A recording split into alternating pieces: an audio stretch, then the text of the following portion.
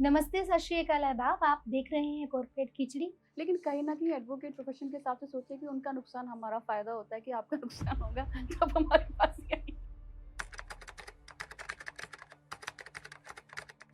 कि आपका data leak ना हो और प्राइवेसी भी मिले तो that is also impossible. So generation Z जिसको कहा जाता है, आपको क्या लगता है कि लीगल वर्ल्ड में इनका कैसा कंट्रीब्यूशन हो सकता है? ख़ास करके जब हमारे सीजेआई साहब कुछ एक टिप्पणी करते हैं, उस टिप्पणी के बाद ये लोग अपनी सीजेपी बना देते हैं, कॉकरोच जनता पार्टी बना लेते हैं, उसमें लाखों एनरोलमेंट्स हो जाते हैं। चर्चित केसेस जितने भी होते हैं वो अदालत में पहुँचे उससे पहले मीडिया ट्रायल हो जाता है, चाहे हम सुशांत सिंह राजपूत केस की बात कर लें या अभी रिसेंटली ट्विशा शर्मा का जो केस है वो चल रहा है। तो इस बारे में मीडिया जिस तरह से प्रोजेक्शंस कर रहा है, उसका आप समाज के ऊपर किस तरह का असर देखती हैं? देखिए, मैं एक तो जेंडर वाइज़ नहीं हूँ। मैं सोचती हूँ कि लॉ सिर्फ़ लॉ होता है, उसमें हुँ, ना हुँ। फीमेल होती है, ना मेल होता है, ना वीमेन होती है, ना मैन होता है। ये उन सबको भूल के सिर्फ़ और सिर्फ़ एंटरटेनमेंट की तरफ बढ़ते हैं। इनके लिए टीआरपी हासिल करना बाकी सब मोटिव से कहीं ज़्यादा बनता जाता है। एडवोकेट होने के नाते तो आप जान सकते हैं कि आगे की स्ट्रैटेजी मेरी क्या रहेगी। हाँ, बट उसे अनजाने में गलती हो गई है अगर, तो that is okay. Let's have a cup of tea, no matter. बिल्कुल। हाँ, मुझे लगता है आई एम अनवेल टुडे तो कभी-कभी सच हो जाता है, but we will get back to you. जो प्रोफेशनल्स होते हैं, एक्सपीरियंस्ड होते हैं, वो ये सुन के आगे बढ़ जाते हैं क्योंकि you will never come back to us. Data privacy के मामले में कम विलन कौन है, मेटा या फिर ट्विटर? सो आज की हमारी मेहमान रितिका सिंह पुंधीर से। नमस्ते, सत श्री अकाल, आदाब। आप देख रहे हैं कॉर्पोरेट खिचड़ी। मैं हूं आपकी अपनी होस्ट डॉक्टर विजेता तनेजा और ये है वो प्रोग्राम जहां पर हम लगाते हैं कॉर्पोरेट वर्ल्ड की थोड़ी सी बोरिंग फाइलों को मस्त देसी तड़का। आज हमारे साथ जो गेस्ट बैठी हैं उनके बारे में कहा जाता है कि जब ये किसी कंपनी की प्राइवेसी पॉलिसी पढ़ती हैं तो उन्हें जकरबर्ग और एलन मस्क की भी रात की सारी प्लानिंग समझ में आ जाती है। लेकिन कोर्ट्स और क्लाइंट्स की माथापच्ची से दूर घर आते ही ये अपनी पूरी वकालत भूल जाती हैं और घर आकर सोफे पर बैठ के चाय पीने का जो आनंद है वो इनकी जिंदगी का परम आनंद है। लेकिन जब ये काम पे आती हैं तो भाई साहब इनकी डिग्रीज को देखकर अच्छे अच्छे स्टार्टअप फाउंडर्स को भी पसीना आ जाता है। अगर इनकी डिग्रीज की बात करें तो ये एलएलबी भी है, एलएलएम भी है और एमबीए एचआर भी है। तो अगर इसको कंक्लूड करें तो हम ये कह सकते हैं कि ये आपकी हायरिंग से लेके फायरिंग तक पूरी सेटिंग कर सकती है। और ऐसा भी हो सकता है कि आपकी सैलरी बनाने के साथ अगर आपने डेटा प्राइवेसी के साथ कुछ भी छेड़छाड़ की तो ये आपको बिना पानी पिलाए सीधी जेल की सैर भी करा सकती है। मशहूर फुटबॉल कोच विंस लोम्बार्डी ने कहा था कि perfection is not attainable but if we chase perfection we can surely catch excellence. आज की हमारी मेहमान रितिका सिंह पुंधीर से हम ये जानना चाहते हैं कि इंटरनेट पे बिना डेटा लीक किए परफेक्ट प्राइवेसी पाना या फिर गाजियाबाद की सड़कों से बिना स्क्रैच के गाड़ी निकालना, इन दोनों में से क्या चमत्कार मुमकिन है? आपका बहुत-बहुत स्वागत है और इसी के साथ जानते हैं आपकी राय। थैंक यू सो मच विदिता जी, मुझे यहाँ पर इस पॉडकास्ट में बुलाने के लिए, और ये बहुत ही एक अच्छा टॉपिक है जिस पे हम बात कर रहे हैं यहाँ पर। आज पूरी दुनिया में डेटा प्राइवेसी को लेके सब जगह बात हो रही है और हम गाज़ियाबाद से हैं, तो ये तो इम्पॉसिबल है कि गाज़ियाबाद के ट्रैफिक से आप बिना स्क्रैच के अपनी गाड़ी निकाल के ले जाएँ। और दूसरा चमत्कार जिसके बारे में आप कह रही हैं कि ऑनलाइन अगर आप हैं, आपका प्रोफाइल ऑनलाइन है, आपका डेटा ऑनलाइन है, उसमें प्राइवेसी की बात करते हैं, तो बस भूल जाइए। क्योंकि हमारे इंडिया में 80 टू 20% का रेशियो होता है जो प्राइवेसी पॉलिसी की तरफ देखता ही नहीं है। वो इतनी स्पीड रहती है, जब तक कोई चीज़ वायरल ना हो जाए, जब तक उनका कोई स्टॉकिंग ना हो जाए, तब तक वो प्राइवेसी के बारे में पी क्या होता है वो जानते ही नहीं हैं। तो ये दोनों ही अपने आप में एक चमत्कार हैं, जब तक इनके लिए दुआ हम ना करें। रितिका जी, आपकी प्रोफाइल देखकर मल्टीटास्किंग शब्द भी छोटा लगने लगता है, इसलिए सीधे उस मुद्दे पर आते हैं जिससे हम लोग हर रोज गुजरते हैं। सबसे पहला सवाल कि आजकल की जनरेशन क्रिमिनल जस्टिस, मामला लीगल है जैसी वेब सीरीज और हक जैसी मूवीज को देखकर लीगल वर्ल्ड के बारे में अपना पर्सपेक्टिव सेट करती है। बीइंग एन एडवोकेट, आपको क्या लगता है कि इन सब में जिस तरह से कानून की दुनिया को दिखाया जाता है वो सच्चाई के कितने करीब है? देखिए, हर मूवी जो भी होती है, चाहे वो आपकी वेब सीरीज़ हो, चाहे वो आपकी पूरी फ़िल्म बनाई गई हो किसी, या फिर वो किसी ऑथेंटिक इंसिडेंट पे भी बनाई गई हो, कोई सच्ची घटना पर भी वो आधारित अगर है, तो भी वो रियल लाइफ से थोड़ी बहुत तो फ़िक्शनल होती ही होती है। उसमें उतनी सच्चाई नहीं होती है, जितनी कि रियल लाइफ में होती है, क्योंकि वो उतना आप कहाँ से वो इतना सिनेरियो बनाएँगे। और अगर हम लीगली बात करें, कानून की बात करें, तो कानून की दुनिया यकीन मानिए, इस फ़िल्म की 3 मिनट का केस पलटने वाली चीज़ और ये लॉजिक और वो लॉजिक से बहुत डिफरेंट होती है। पेपर वर्क ज़्यादा होता है, एविडेंस बहुत ज़्यादा होते हैं, वहाँ पर ऐसे जज साहब नहीं होते, जैसे मामला लीगल में आपने देखा या फिर आप जॉली एलएलबी में देखिए, हम्म। आपके जज साहब कहते हैं कि आप चुप हो जाइए, चुप हो जाइए। तो फ़िक्शनल चीज़ें और रियल लाइफ़ में बहुत अंतर होता है। हाँ, मैं इस बात से एग्री करती हूँ कि ये सारी वेब सीरीज़, ये सारी फ़िल्में हम्म। जनरेशन को, जेन ज़ी को या फिर जो उनसे पहले वाली जनरेशन है या आने वाली जनरेशन है, एक लीगल प्रिवेसी के लिए या फिर लीगल लॉज़ के थोड़ा जानकारी का जो होता है उसका बेस सेट कर रही है। वो उन्हें हम्म। अवेयर कर रही है कि ये चीज़ अगर ऐसी है, तो ये इसलिए है, इसका ये लॉ है। ये हम्म। हम मान सकते हैं इस चीज़ को लेके। सो जनरेशन ज़ी जिसको कहा जाता है, आपको क्या लगता है कि लीगल वर्ल्ड में इनका कैसा कंट्रीब्यूशन हो सकता है? ख़ास करके जब हमारे सीजेआई साहब कुछ एक टिप्पणी करते हैं, उस टिप्पणी के बाद ये लोग अपनी सीजेपी बना देते हैं, कॉकरोच जनता पार्टी बना लेते हैं, उसमें लाखों एनरोलमेंट्स हो जाते हैं। तो ऐसे में जनरेशन ज़ी क्या आने वाले टाइम में कंट्रीब्यूट करेगी, उस बारे में आपको क्या कहना है? देखिए जो जेन ज़ी है हमारा, आप उसको डायमंड समझ लीजिए, बट वो डायमंड जो है सही जगह प्लेस नहीं हो पा रहा है। जैसे होता है ना कि डायमंड रिंग जो हमारे पास होती है, अगर उसकी नक्काशी ढंग से ना की जाए तो वो डायमंड भी उतना खूबसूरत नहीं निखर के आ सकता है, चाहे वो उसे गले में पहने या हम हाथ में पहने।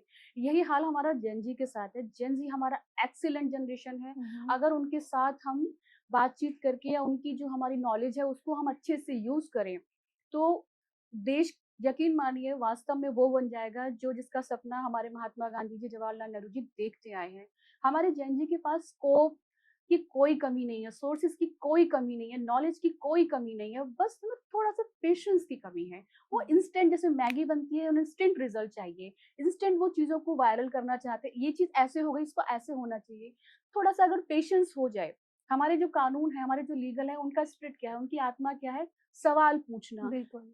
उनकी वजहें जानना, क्या है, क्यों है, कैसे है, कानून यही चाहता है और इसीलिए कानून बनाई भी गई हैं। जो अब जेन ज़ी का क्या है, हुँ, कॉकरोच हुँ। जनता पार्टी बना ली उन्होंने। तो मेरे हिसाब से ऐसा होना था कि सीजेआई साहब ने ये भी बोला था कि जो फेक डिग्रीज़ वाले जो हैं, जो लॉयर्स हैं, जो इस लॉ प्रोफ़ेशन को बदनाम कर रहे हैं, मुझे लगता है कि जेन ज़ी का यहाँ पे इन्वेस्टमेंट होना चाहिए था, बजाय कॉकरोच जनता पार्टी बनाने के। अब मैं चाहती हूँ कि अगर उन्होंने कॉकरोच जनता पार्टी बना ही ली है, तो सारी गंदगी इस देश की साफ़ करने का ज़िम्मा भी वही उठा ले। सो बिल्कुल जो गवर्नमेंट है वो भी इनको सीरियसली ले रही है कहीं न कहीं। इनका ट्विटर अकाउंट जो है वो बंद कर दिया गया है और कहीं न कहीं नेपाल है, बांग्लादेश है, ये हमारे सामने लाइव एग्ज़ाम्पल्स हैं कि गवर्नमेंट भी इनको कहीं न कहीं एक थ्रेट मानती है। इस बारे में आपका क्या कहना है? देखिए, कोई थ्रेड जब बनती है जब वो ओवर हो जाती है। कोई भी चीज़ बेनिफिट के लिए होती है, लेकिन जब वो ज़्यादा अ, अपने आप को एक्वायर कर लेती है तो वो उसे हम थ्रेड की तरह मानने लगते हैं। जैसे कि मैंने अभी आपको पहले भी बताया कि जेन ज़ी से अच्छा जनरेशन जो है, मुझे लगता है आने वाला है या आ चुका है या नहीं पता, बट ये जो भी जनरेशन है ये बेस्ट है और इसको थ्रेट ना मानकर सपोर्ट माना जाना चाहिए। आज आप देखिए कि कोई भी मीडिया ट्रायल होता है, किसी भी केस की बात होती है, तो वो जेन ज़ी उसको तुरंत कैच करता है। हुँ, हुँ। आजकल जेन ज़ी इतना अवेयर हो गया है, ज़रा-सी कोई भी इंसिडेंट उसके आस-पास होने वाला हो तो वो अपना मोबाइल निकालता है, शूट करने लगता है और सोशल मीडिया की पावर से वो विदिन सेकंड्स वायरल भी हो जाता है। That is called awareness, that is not the threat. But जब चीज़ें गलत डायरेक्शन में चली हुँ, जाती हैं, हुँ। तो वो अपना पर्सपेक्टिव जो होता है उनका चेंज हो जाता है और गवर्नमेंट थ्रेट के लिए मानती है या नहीं मानती है, ये गवर्नमेंट अच्छा जानती है, क्योंकि कोई भी गवर्नमेंट वो चाहती है कि जनता उसके कब्जे में रहे, वो सिर्फ वो सोचे जो गवर्नमेंट चाहती है। तो अब कॉकरोच जनता पार्टी उन्होंने बना ली है तो ऑब्वियसली हम मान सकते हैं कि सरकार को नहीं अच्छा लग रहा है, लेकिन अगर यही इलेक्शन कैंपेन के लिए कॉकरोच जनता पार्टी को इस्तेमाल करेंगे, हुँ, तो हुँ। ये इनसे ज़्यादा बेनिफिशियल कुछ नहीं होगा। बिल्कुल डिपेंड करता है कि आप यूटिलाइज़ेशन किस तरह से कर एग्ज़ैक्टली, रहे हैं अपने एसेट्स की। बिल्कुल, बिल्कुल। चलिए, तो मीडिया ट्रायल की आपने बात की। ऐसा बहुत होता है कि चर्चित केसेज़ जितने भी होते हैं, वो अदालत में पहुँचे उससे पहले मीडिया ट्रायल हो जाता है। चाहे हम सुशांत सिंह राजपूत केस की बात कर लें या अभी रिसेंटली ट्विशा शर्मा का जो केस है वो चल रहा है। तो इस बारे में मीडिया जिस तरह से प्रोजेक्शंस कर रहा है, उसका आप समाज के ऊपर किस तरह का असर देखती हैं? देखिए, मैं एक तो जेंडर वाइज़ नहीं हूँ। मैं सोचती हूँ कि लॉ सिर्फ़ लॉ होता है, उसमें हुँ, ना हुँ। फीमेल होती है, ना मेल होता है, ना वीमेन होती है, ना मैन होता है। जब हमारा कानून जब बनाया गया है, राइट टू इक्वालिटी का आधार है, राइट टू लाइफ है आर्टिकल 14, 21, 19, ये सभी हमारे कॉन्स्टिट्यूशन में बनाए गए हैं। जब हमारे संविधान ने ये भेदभाव नहीं किया कि किसी औरत को ज़्यादा अधिकार है या किसी आदमी को ज़्यादा अधिकार है, या उन्होंने जो लॉ बनाए वो मैन और वीमेन को डिफरेंशिएट नहीं किया, तो मुझे लगता है कि यहाँ पर मीडिया ट्रायल को भी थोड़ा थम जाना चाहिए। मीडिया का काम होता है सच्चाई जनता तक लाना, ना कि बिल्कुल। अपने परसेप्शन को, अपनी ही धारणाओं को जबरदस्ती किसी के माथे पे थोपना, जबरदस्ती किसी के माथे पे ऐसा स्टिकर लगा देना कि वो कल्प्रिट है। बल्कि उस कोर्ट में टाइम लगता है चीजों को देखने में, वो सारे एविडेंस देखता है, वहां जो जज बैठे हुए, जो हमारा पुराने जुडिशियल चला आ रहा है, वो क्यों आ रहा है, एडवोकेट है हमारे यहाँ पर क्यों है, उनके जो कंधों पे इतना बर्डन होता है अपनी पब्लिक जनता को, जो हमारी आम जनता है, उसको न्याय दिलाने का। लेकिन मीडिया ट्रायल तो सब कुछ जो है ये चाहता है कि विदिन सेकंड्स हो जाए, प्रिजुडियस जो हो जाती है चीजें कि है कुछ और बना दी जाती है कुछ और, तो उसमें जो सच्चाई होती है वो दब जाती है कहीं ना कहीं, जैसे कि हम सुशांत सिंह राजपूत के केस में भी देख सकते हैं। बिल्कुल, रिया तो ये राजपूत। सारी चीजें, मतलब सब्र नाम की चीज नहीं है, उनको पहले चाहिए, उनको डिसाइड करना है कि वो, तो कहीं ना कहीं हम जानते हैं कि इम्पैक्ट इसका भी होता है कि आप किसी चीज को ट्रायल के नाम पे आप डिफेम भी कर रहे हैं आप। और हम ये भी जानते हैं कि बहुत सारे नोटिस पास्ट में भी, और मुझे लगता है फ्यूचर में भी जाएंगे ही जाएंगे इन मीडिया वालों को, जो आजकल सच्चाई का चोला ओढ़कर सबसे ज्यादा, मैं कहना नहीं चाहती लेकिन गंदगी फैलाते हैं। बिल्कुल, मुझे ये लगता है कि सच्चाई या लोगों को इन्फॉर्म करने से ज़्यादा, जो कहते हैं कि मीडिया का एक फंक्शन होता है, आपको इन्फॉर्म करना है, अवेयर करना है, एजुकेशन देनी है, ये उन सबको भूल के सिर्फ़ और सिर्फ़ एंटरटेनमेंट की तरफ बढ़ते हैं। इनके लिए टीआरपी हासिल करना बाकी सब मोटिव से कहीं ज़्यादा बनता जा रहा है। बिल्कुल बनता जा रहा है। मीडिया का जो एक चौथा स्तंभ हमारे देश का बोला जाता है, वो चौथा स्तंभ इतना डगमगा चुका है कि बाकी के 3 स्तंभों में भी इतनी ज़िम्मेदारी आ गई है कि उस चौथे स्तंभ को सँभाला जाए। हुँ, अब हुँ। अगर वही बात है कि अगर आपने कोई एंकर आके कोई फेक न्यूज़ फैलाती है, तो वो सॉरी भी इस तरीके से बोलती है कि जैसे वो पब्लिक पे एहसान कर रही हो। उन्हें इस बात का एहसास ही नहीं होता कि आप पब्लिक को गलत इन्फॉर्मेशन दे के दंगे भी करवा सकते हैं। हुँ, हुँ। हिंदू-मुस्लिम आप दिखा रहे हो, चीज़ कुछ और है, कुछ भी बोल रहे हो। अभी रिसेंट के एग्ज़ाम्पल में आप देख सकते हैं कि आज तक की एक मशहूर पत्रकार हैं, हुँ, उनसे हुँ। कितनी बार गलती हुई और उन्होंने सॉरी ऐसे बोला कि जैसे इट्स जस्ट ओके, हुँ, कुछ हुआ हुँ। ही नहीं। आप इन्फ्लुएंस करते हैं, आपके करोड़ों को देखने वाले दर्शक होते हैं, आप जो बोलते हैं वो उन्हें अडॉप्ट करते हैं कि आप जो बोल रहे हैं वो सही हैं चीज़ें। तो मेरे ख्याल से एक ज़िम्मेदारी का पालन मीडिया को करना चाहिए, और मीडिया और जेन ज़ी अगर मिल जाएँ और साथ में लॉ, तो हमारे देश को तरक्की करने से कोई नहीं रोक सकता। तो रितिका जी, थोड़ा-सा लाइटर नोट पे आते हैं, तो आपके पास एमबीए एचआर की डिग्री भी है और लॉ की भी। और जब ऑफ़िस में कोई भी एम्प्लॉयी कल को गलती करता है, तो आपके अंदर का एचआर जागेगा जो कहता है कि आइए चाय पे बैठिए, बात करते हैं और मुद्दा सुलझाते हैं, या आपके अंदर का जो लॉयर है वो निकल के आएगा और बोलेगा बेटा तुझे तो मैं जेल की सैर करा के छोड़ूँगा। मैं विजिता जी आपको यहाँ भी कहना चाहूँगी कि एज अ एडवोकेट जो प्रोफेशन होता है वो केस को स्टडी करने के बारे में बोलता है कि कोई भी चीज़ क्यों हुई, कैसे हुई, किस पर्पज़ से हुई। अगर एम्प्लॉय ने जानबूझकर कोई ऐसी गलती की है जिसका इंटेंशन उससे क्लियर था, उसे ये भी पता था कि आगे इसके कॉन्सिक्वेंसेस क्या हो सकते हैं, तो ऑब्वियसली मेरे अंदर का जो है लॉयर जागेगा ही जागेगा, और एडवोकेट होने के नाते तो आप जान सकते हैं कि आगे की स्ट्रेटेजी मेरी क्या रहेगी। हाँ, बट उसे अनजाने में गलती हो गई है अगर, तो that is okay, let's have a cup of tea, no matter. बिल्कुल। अच्छा, आजकल जब भी हम कोई ऐप डाउनलोड करते हैं, तो वो हमारी गैलरी, हमारे कॉन्टैक्ट्स, यहाँ तक कि हमारी लोकेशन के लिए भी परमिशन माँगता है। जैसे कि कहीं न कहीं वो हमारी वसीयत लिखवाने के लिए आया हो। तो बिल्कुल। भारत में जो नया डीपीडीपी एक्ट आया है, जो डेटा प्रोटेक्शन से रिलेटेड है, उसके बाद हम वाक़ई सेफ हो गए हैं, या बस आई एग्री के ऊपर जो बिना पढ़े क्लिक करने का हमारा जो रेट है, वो बहुत तेज़ी से बढ़ रहा है? देखिए डीपीडीपी एक्ट तो हमारे यहाँ अभी आया है, पूरी दुनिया तो बहुत आगे निकल चुकी है, और मुझे लगता है कि डीपीडीपी एक्ट पहले आ जाना चाहिए था, इससे सेफ्टी खो रही है। अगर आप देखेंगे कि आप ज़ूम ऐप खोलिए, naukri.com, अपना जीमेल भी खोलिए, तो वहाँ पे अब आने लगा है कि आपका ये डेटा इतना लीक है, इतना ओपन है, इतना नहीं है, आप क्या चाहते हैं, अपना फर्स्ट नेम, सेकंड नेम, आप क्या अपने जो आपके फॉलोअर्स हैं उनको दिखाना चाहते हैं। तो बहुत सारी चीज़ें अब डीपीडीपी की वजह से आ चुकी है बिकॉज़ ऑफ पेनल्टी। हुँ। अगर वही है कि आप गलती करेंगे, इसको हम ऐसे भी समझ सकते हैं कि आप अपनी किसी को घर की चाबी तो देते नहीं है, बट अपने कैमरे का एक्सेस आपने उसको दे दिया है कि हाँ भाई हम क्या कर रहे हैं आप देखते रहिए। हुँ। सिंपल सी बात है। तो इस चीज़ के लिए डीपीडीपी एक्ट आ गया है, हम सेफ, पूरी तरीके से सेफ हम जब होंगे जब पब्लिक भी जो आई एग्री और टर्म्स एंड कंडीशन को बिना पढ़े जो एग्री करती है वो ना करे।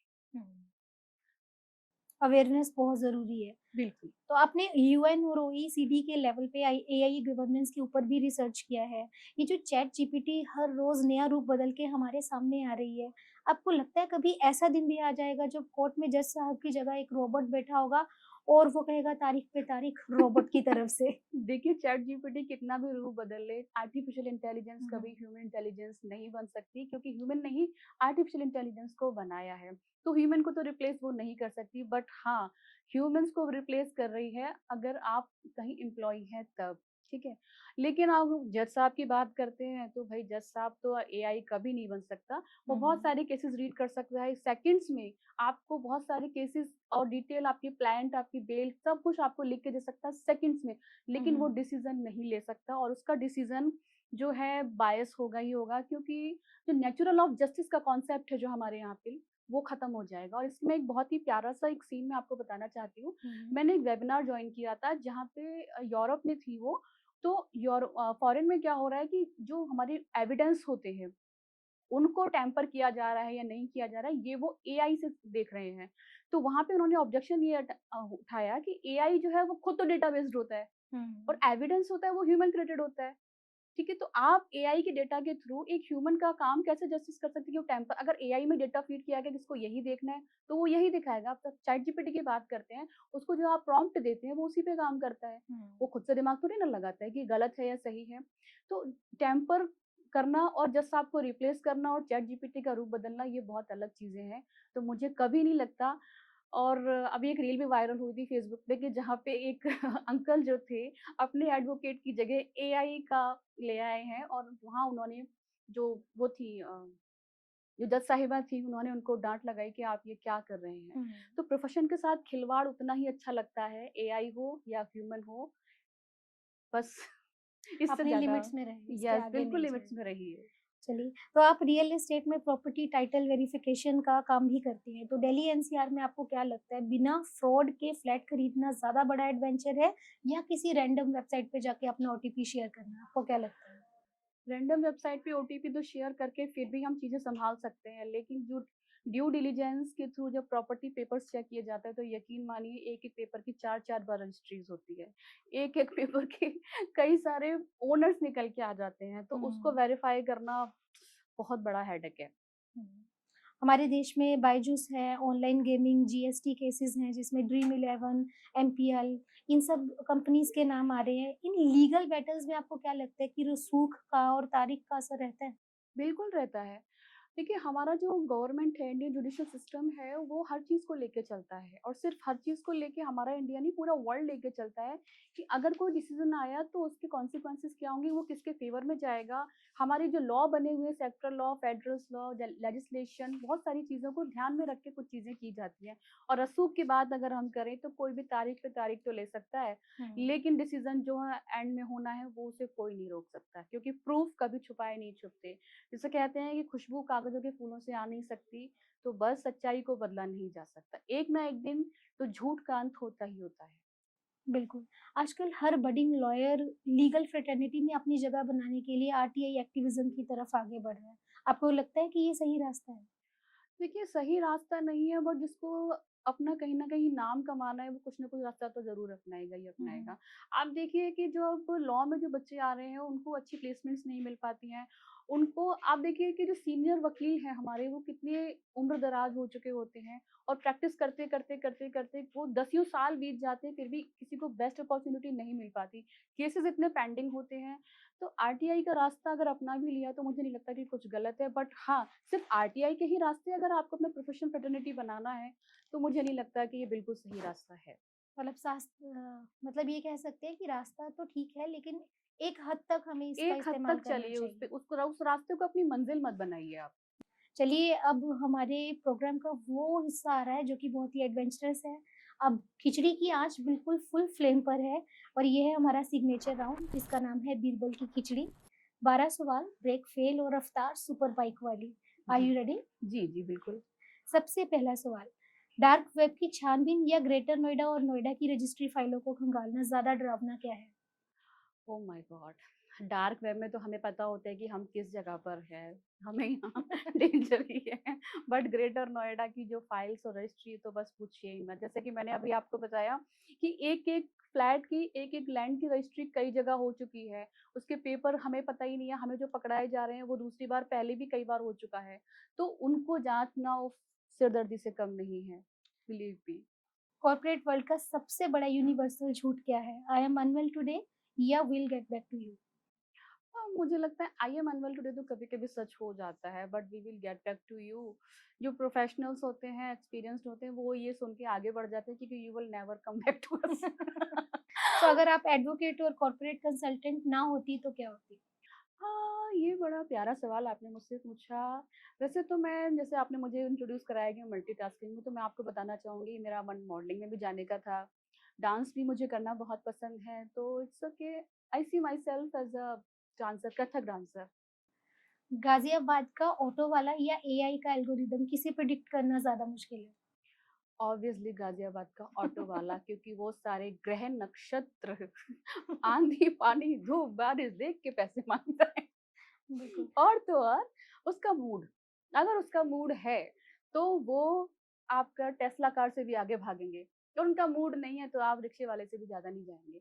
और एआई तो डेटाबेस में बेचारा हमारा ह्यूमन इंटेलिजेंस को जो प्रॉम्प्ट देंगे वो करेगा, तो ऑब्वियसली ऑटो वाले भाई साहब के लिए तो ओके, अपनी बर्थ डेट को पासवर्ड बनाना, ये साइबर क्राइम को खुला नहीं होता या थोड़ी-सी मासूमियत? साइबर क्राइम को खुला नहीं होता देना, और ये कोई मासूमियत नहीं है। अब वो ज़माने गए जहाँ पे कंप्यूटर जो है या मोबाइल किसी एक के पास होता था पूरे गाँव में, आजकल हर किसी के पास है, हर कोई आपको कहीं न कहीं ट्रैक कर रहा है।